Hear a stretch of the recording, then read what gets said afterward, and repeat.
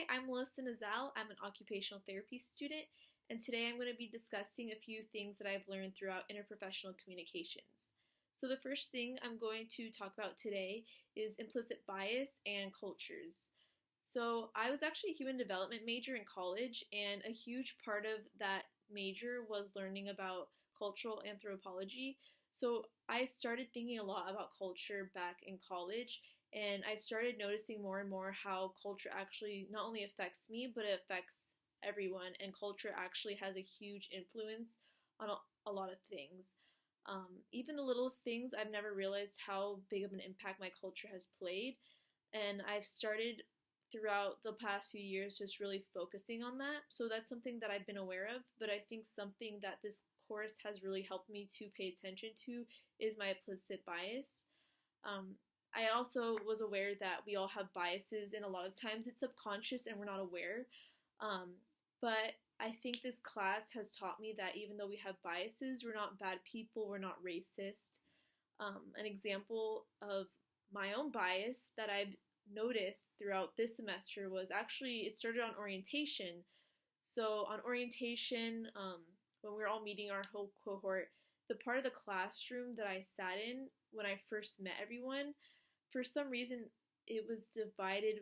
The side where I was sitting was a, all the white people in my class were on this one side, and I was in the very back row. So all I saw was I just saw a bunch of white people, and I grew up in an Irish Catholic school, so being around a lot of white people is something that I used to be um, comfortable with. But as I've gotten older, a lot of my friends tended to be more people of color like me, and I felt like I just looking back, reflecting on orientation, instantly I thought, oh my gosh, I haven't been around so many white people in such a long time, and I don't think these people are going to understand me. So that's a bias right there, just assuming that somebody from another race can't relate to you. So that's something that I've become more aware of throughout this course, and something that I need to be more mindful of when I do work in the healthcare setting. Not to, I guess, feel a lot different from my client just because of our races. And so I think that um, that is something that I do need to work on, and that is mainly with race. With culture, though, like I said before, um, I learned a lot about how culture has a huge impact on people when seeking medical advice.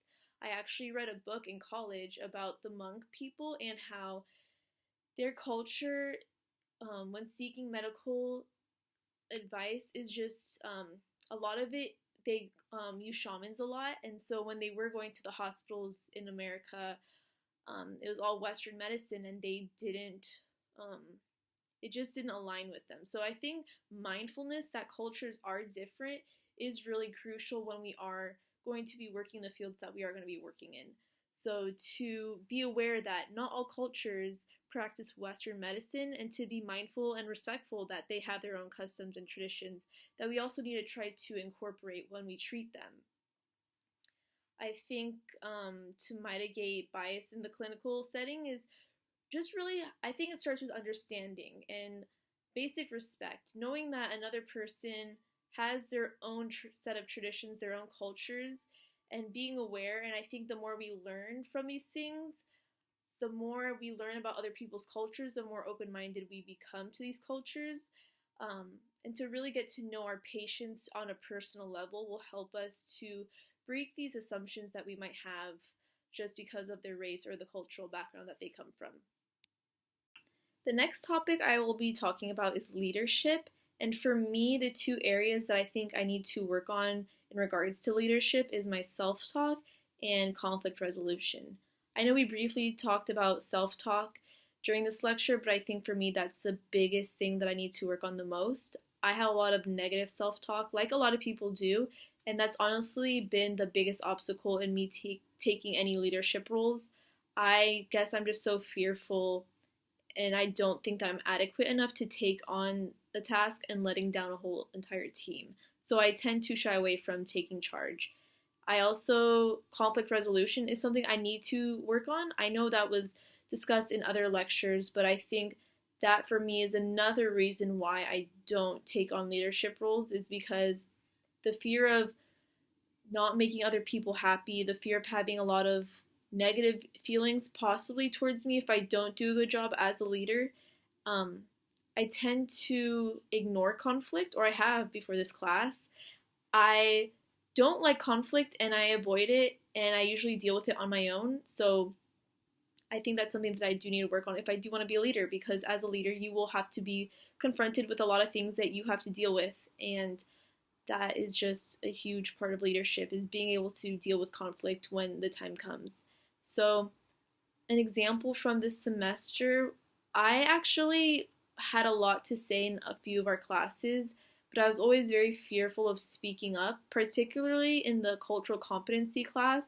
I did have a lot of things that I would have liked to say, and I know not a lot of people of color from my cohort spoke up except one, and she actually talked to me about it and told me that I needed to speak up for once, and I had to help represent our experiences, but I was just too fearful of taking on that role and being that voice for the other side, because I didn't want to offend anyone or ruffle any feathers or say anything controversial. So that was a role that I shied away from.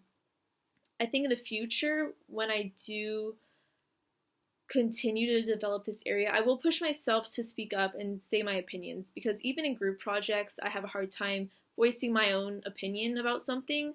Everybody usually tells what they, everyone usually shares how they feel about something in a project, and I'm always just okay with everything, even though I'm not. I just pretend to be because I have a hard time speaking up. So I think it's okay for me to actually share my opinions like everybody else does.